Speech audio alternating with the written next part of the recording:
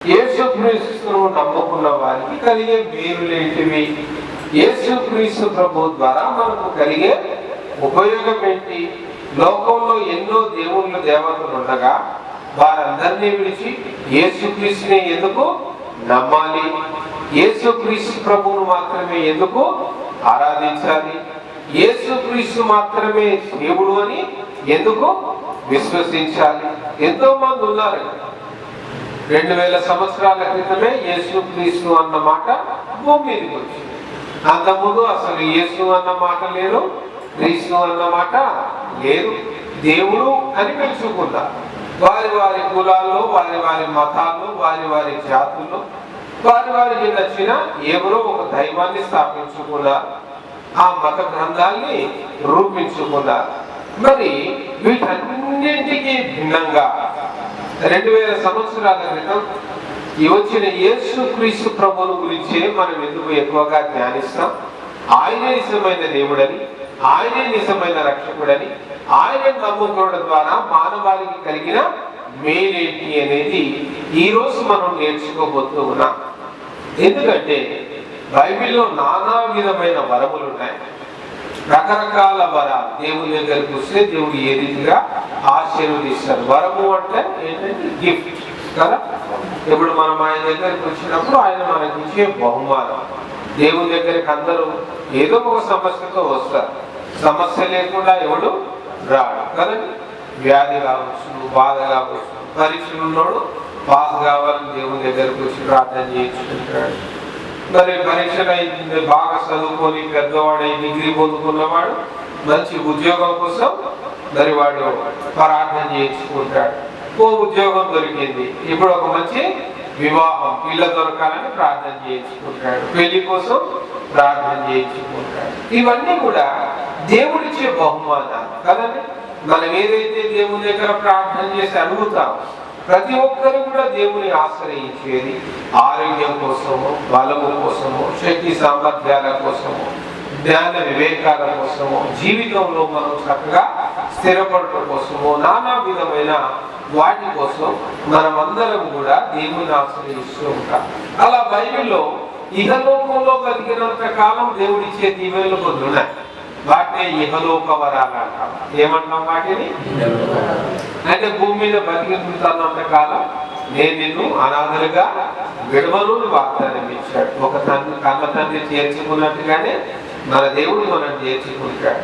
ఒక తల్లి ఆదరించినట్టుగానే ఆయన మనల్ని ఆదరిస్తాడు. ఒక మంచి స్నేహితులు జీవితకాలం తోడుగా ఉండి నడిచినట్టుగానే యుగ సమాప్తి వరకు, మన చివరి శ్వాస వరకు కూడా ఆయన మనల్ని తోడుగా ఉండి నడిపిస్తాడు. చాతగాని సమయంలో ఎత్తుకుంటాడు. నీ ముదివి వచ్చే వరకు నిన్ను ఎత్తుకొని ముద్దాడువాడను. అలా లోకంలో బతికున్నంత కాలం ఆయన తప్పకుండా మనల్ని దీవిస్తాడు, ఆశీర్వదిస్తాడు.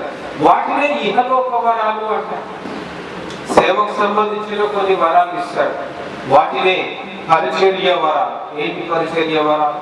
పలానా చోటుకి సువార్తకు పోవాలి, ఈ రోజు ఇంత కార్యక్రమం అవుతుంది, ఈ కార్యక్రమానికి నేను సహకరించాలి, ప్లేట్లు నేను పెడతా, గ్లాసులు నేను పెడతా, నేను అన్నం వడ్డిస్తా, నేను చాపలేస్తా, నేను కుర్చీలు వేస్తా, నేను మైక్ పెడతా, నేను కెమెరా పట్టుకుంటా, నేను లైటింగ్ ఫిట్ చేస్తా.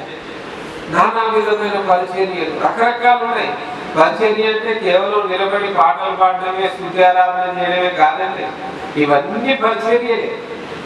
ఖాళీ కూర్చున్నావు, ముందు వచ్చావు చర్చికి, ఓ 10 నిమిషాలు ముందు వచ్చావు, ఖాళీ కూర్చొని ముచ్చట్లు పెట్టుకోకుండా ఆ 10 నిమిషాలు ప్రార్థన చేసుకోవడం, చదువు నాన్నోళ్ళకు, మన పక్కన ఉన్నోళ్ళకు దేవుని వాక్యాన్ని ఒక మాట నేర్పివేయండి. కంటత వాక్యం ఆ 10 నిమిషాలు వేస్ట్ కాకుండా చదువు నాన్నోడు ఒక కంటత వాక్యం నేర్చుకుంటాడు. 10 మందిలో ముచ్చట్లు పెట్టుకుంటే ఏమొస్తుంది?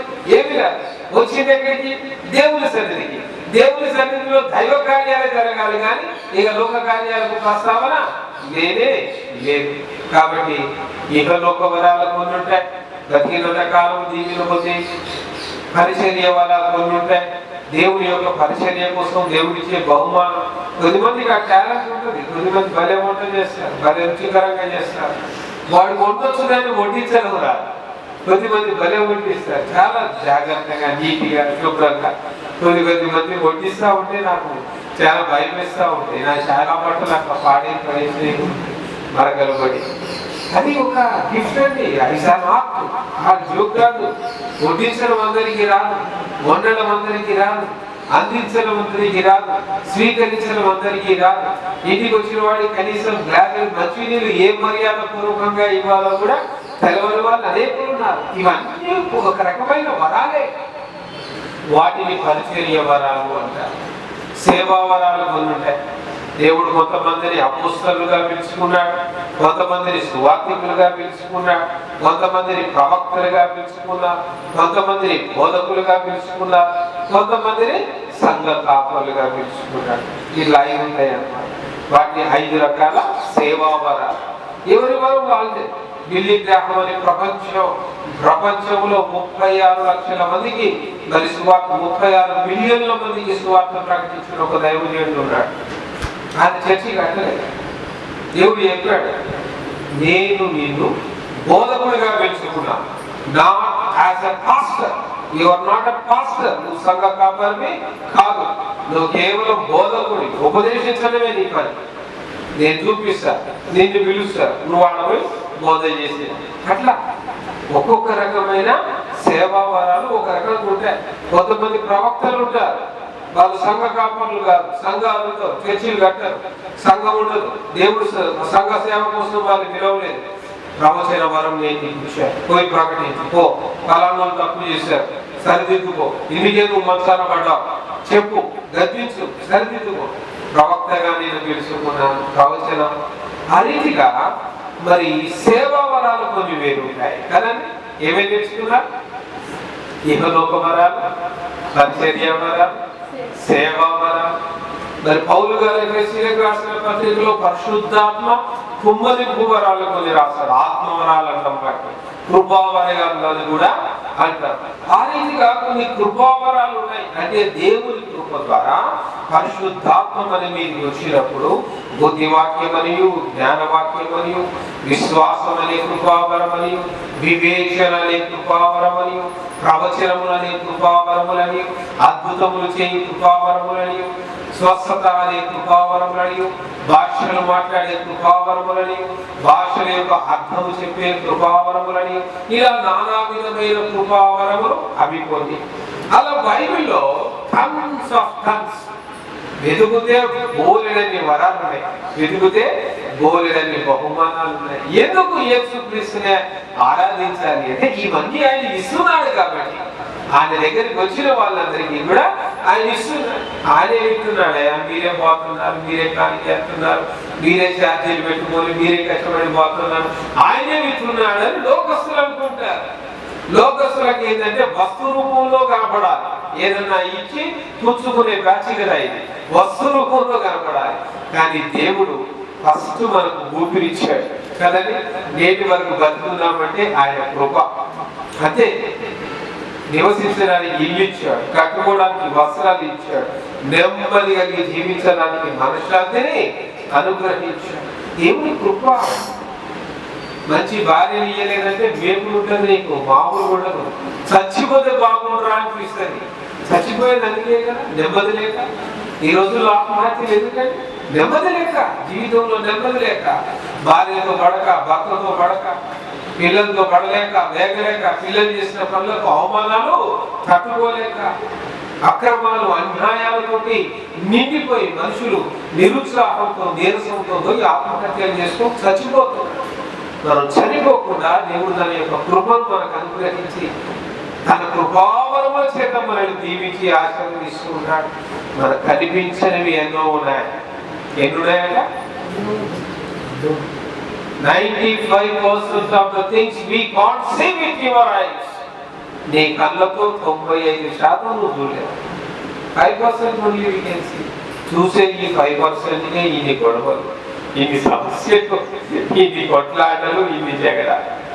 అయితే ఇవన్నీ ఒక కృపావరాలైతే ఈ రోజు మనం చదివిన హెబ్రీయులకు రాసిన పత్రిక 6వ అధ్యాయము 4వ వచనంలో అక్కడ ఒక వరముల గురించి రాయబడి ఉన్నది. చూడండి, ఏం వరం అది? ఒకసారి వెలిగింపబడి పరలోక సంబంధమైన వరమును రుచి చూచి. హల్లెలూయా. ఏ వరము గురించి రాయబడ్డది? పరలోక సంబంధమైన వరములు. పరలోక వరములు కదా. ఇహలోక వరాలు ఉంటాయని తెలుసుకున్నాం, పరిచర్య వరాలు ఉంటాయని తెలుసుకున్నాం, సేవకు సంబంధించిన వరాలు ఉంటాయని తెలుసుకున్నాం. పరిశుద్ధాత్మ దేవుడే మన మీద కుమ్మరించే కృపావరాలు ఉంటాయని కూడా తెలుసుకున్నాం. ఎఫెసీయులకు రాసిన పత్రిక 2వ అధ్యాయం, మీ విశ్వాసము ద్వారా కృపచేతనే రక్షించబడి ఉన్నారు. హల్లెలూయా. ద రక్షణ, the first and foremost heavenly gift, salvation. ఏదైతే రక్షణ అనేది ఉన్నదో ఆ రక్షణ మొట్టమొదటి పరలోక వరం. ఆమేన్. యోహాను సువార్త 11వ అధ్యాయము 25వ వచనాన్ని మనం గమనిస్తే,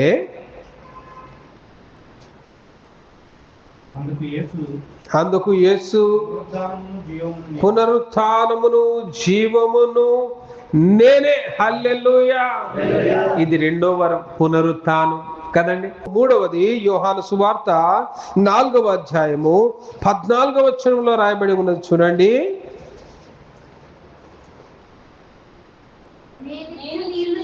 నేనిచ్చు నీళ్లు తాగువాడు మరి ఎప్పటికీ కూడా దప్పిగొనడు. హల్లెలూయా. జీవ జలములు, ద లివింగ్ వాటర్స్. అంతేకాదు 6వ అధ్యాయం 51వ వచనంలో జీవాహారము నేనే అని కూడా అంటాడు. జీవ జలమునే కాదు, జీవాహారం. ఆయన ఇచ్చిన ఆహారము తింటే జీవాహారము నేనే. హల్లెలూయా. ఆ జీవాహారం దేవుడు మనకి ఇచ్చాడు. ఇది తింటే ఆకలి కాదు, మళ్ళా ఇవి తింటే దాహం కాదు కదండి. ఇవి తాగితే దాహము కాదు, అవి అపేక్షించాలి. జీవాహారం అపేక్షించం, జీవజలాలు అపేక్షించం. ఎంతసేపు లోకంలో ఏమి తిందామా, ఏమి తిందామా, ఒక పూటలో మాయమయ్యే భోజనం కోసం ఎంత కష్టపడతామండి. యోహాను సువార్త 10వ అధ్యాయము 28వ వచనంలో నిత్య జీవమును గురించి కూడా రాయబడి ఉంటుంది. చూడండి, మరొక వరం, నేను వాటికి నిత్య జీవము ఇచ్చుచున్నాను. హల్లెలూయా. ఇది మరొక పరలోక వరం. ఆమేన్. అంతేకాదు కొరింథీయులకు రాసిన మొదటి పత్రికలో 3వ అధ్యాయం 8వ వచనంలో అంటాడు కదా,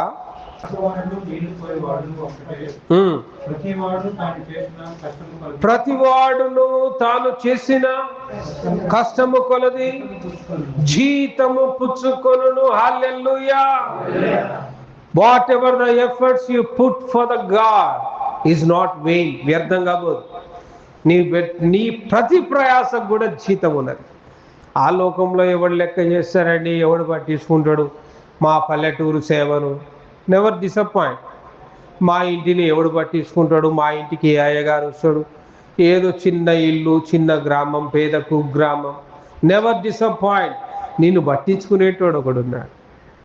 పేతురు రాసిన మొదటి గ్రంథము, మొదటి పత్రిక 2వ అధ్యాయము 9వ వచనంలో ఈ రీతిగా రాయబడి ఉన్నది,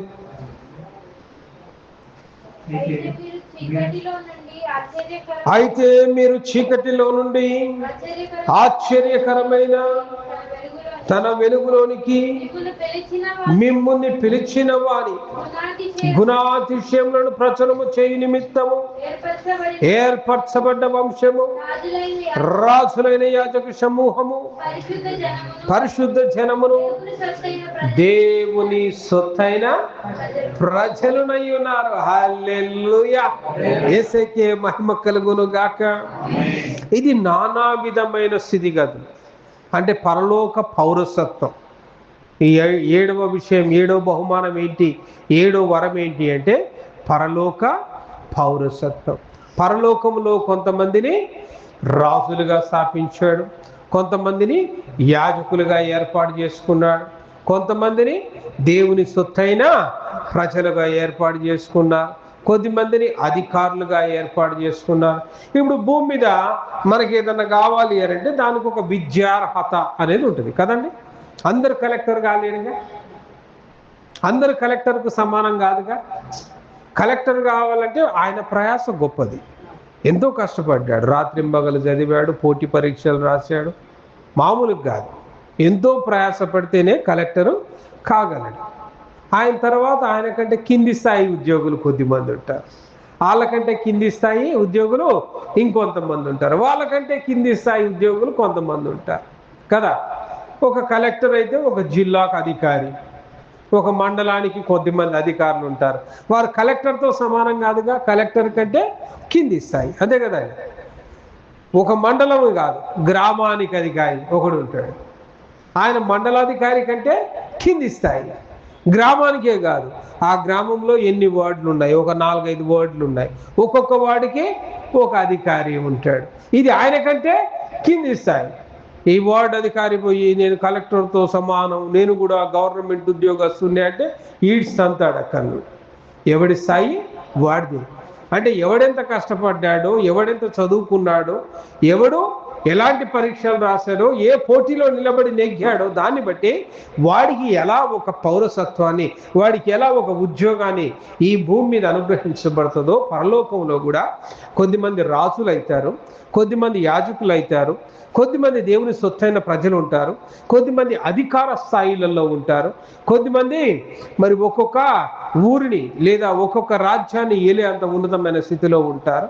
ఇవేమీ కాకుండా కొద్దిమంది దేవుని సొత్తైన ప్రజలు. ఏ అధికారం లేకుండా ఊర్లో అయితే నువ్వు బతుకుతున్నావుగా, బతకట్లేదా? దేవుని సొత్తైన ప్రజలు. ఆడ నీకు ఏ స్థాయి కావాలో, భూమి మీద నీకు ఆయుష్ ఉండగానే, నీకు 70-80 ఏళ్ళ ఆయుష్ ఉందనుకో, ఈ 70-80 ఏళ్లలో అక్కడ రిక్రూట్మెంట్ కోసం నువ్వు ఇక్కడ ప్రిపేర్ కావచ్చు. అంటే ప్రభువు కోసం ఎవడైతే ఎంత ప్రయాసపడతాడో దాన్ని బట్టి పరలోకంలో నీ యొక్క స్థాయి డిసైడ్ చేయబడుతుంది. పరలోకంలో అందరు ఈక్వల్ కాదండి, there are stages according to your belief. భూమి మీద విశ్వాసం ద్వారా నీవు దేవునికి ఎంత నమ్మకంగా ఉన్నావు. భూమి మీద పేదవాడివి కావచ్చు, భూమి మీద కుక్కలు నాకిన ఇసురులో తినిన వాడివి కావచ్చు. అట్టి పేదవాడు ఎక్కడ పోయి కూర్చున్నాడు చచ్చిన తర్వాత? లాజరు యొక్క రొమ్మున. లాజరు యొక్క అబ్రహాము యొక్క రొమ్మున. హల్లెలూయా. యేసు ధనవంతుడు బతికాడు, గొప్పగా బతికాడు, ఊరందరికీ పెద్ద రాజు ధనవంతుడు, మహావైభవంగా బతికాడు, గంధము చెక్కల చేత కాల్చబడ్డవాడు, మహా గొప్ప అధికారి. But his final destination was at hell. నరకంలో, అగ్నిగుండంలో పడద్రోయబడ్డాడు. కాబట్టి క్రీస్తునందు ప్రియ సహోదరుడా సహోదరి, పరలోక పౌరసత్వము దేవుడు మనకిచ్చే మరొక పరలోక వరము. ఆడ కొద్దిమంది దేవుని బిడ్డలు గాను, దేవుని పిల్లలము గాను, కొద్దిమంది అధికారులం గాను, కొద్దిమంది యాజకులుగము గాను, కొద్దిమంది రాజులకు గాను. It's not a joke. నేను చెప్పేది సరదా కాదు, నేను చెప్పేది కల్పిత కథ కాదు, నేను చెప్పేది ఏదో ఇంట్రెస్టింగ్ మ్యాటర్, ఏదో సరదాగా మిమ్మల్ని ఆకర్షించడానికి చెప్పిన మాటలు కాదు. This is according to the Bible is going to fulfil in our life. మన జీవితంలో నెరవేరబోయే సత్యం. నీవు నాతో పాటు పరలోకానికి వస్తే ఆ రోజు పరలోకంలో ఆహా అన్నయ్య ఫలానా తారీఖు భలే చెప్పాడు కదా, ఈ వాక్యానుసారంగా ఈరోజు నేను ఈ స్థితిలో ఉన్నాను. అందుకే మీ ప్రయాస ప్రభు కోసం పెట్టండి అంటాం మేము. అందుకే మీరందరూ సువార్తకు రావాలంటాం, సువార్తకు తిరగాలి, సువార్తకు ఖర్చు పెట్టాలి. మీ ధనము, మీ ఘనము, మీ సమయము, మీ energy, everything you should use it for God. దేవుని కోసం మీరు వాడాలి. భూమి మీద సంపాదించుకోవడం కోసం ఎంత ఎఫర్ట్స్ మీరు వాడుతున్నారో వాటికి 10 రెట్ల ఎఫర్ట్ ఆత్మలు సంపాదించడం కోసం మనము వాడాలి. భూమిని, లోకాన్ని, లోకాస్తిని సంపాదించుకోవడానికి మీరు ప్రయాసపడకండి. తినే అంత తిండి ఉంటే చాలు, అంతే. 7 తరాలు వద్దు మనకి, 7 తరాలు సంపాదించుకుంటా అనుకున్నోని దేవుడు ఏమన్నాడు? ఓరి వెర్రివాడా, ఈ రాత్రి నీ ప్రాణాన్ని అడిగితే వాట్ ఎల్స్? నీ ప్లాన్స్, నీ ప్రాజెక్ట్స్, నీ business and your job and your family, what else? ఎడిపోతాయి. Never plan your life. అవసరం లే. లోక సంబంధమైన ప్లాన్స్ అక్కర్లే. సరెండర్ టు గాడ్, దేవునికి సమర్పించుకుందాం దేవుతాన్ని. దేవుడు ఇహలోక మేలులే కాదండి, అత్యున్నతమైన పరలోక వరాలు ఆయన అనుగ్రహించేవాడు. భూమి మీద ఎవడు ఇవ్వలేని వరాలు, యేసు ప్రభువు మాత్రమే ఇవ్వగలిగిన వరాలు పరలోక వరాలు కదండి. ఏవే నేర్చుకున్నారు పరలోక వరాలు చెప్పండి? రక్షణ, పునరుత్థానము, జీవజలములు, జీవాహారము, నిత్య జీవము, అలాగే మన యొక్క జీతము. దేవుడు మనకు జీతాన్ని ఇస్తాడు అంటున్నాడు. చివరికి పరలోక పౌరసత్వము, దేవుని పిల్లలుగాను, రాజులుగాను, యాజకులుగాను, అధికారులుగాను ఉండే పౌరసత్వం. అట్టి పరలోక వరాల కోసం అపేక్షించాలి. కాబట్టి పైనున్న వాటినే వెతకండి. భూమి మీదకి వెతక్కండి, ఎంతసేపు కిందికి వెతక్కండి. పరలోక వరములు పొందుకొనలాగా పైనున్న వాటిని వెతుకున్నట్టుగా తండ్రి అయిన దేవుడు, ప్రభు అయిన యేసయ్య తన కృపను మనందరి మీద కుమ్మరించునుగాక. రండి ప్రార్థన చేసుకుందాం.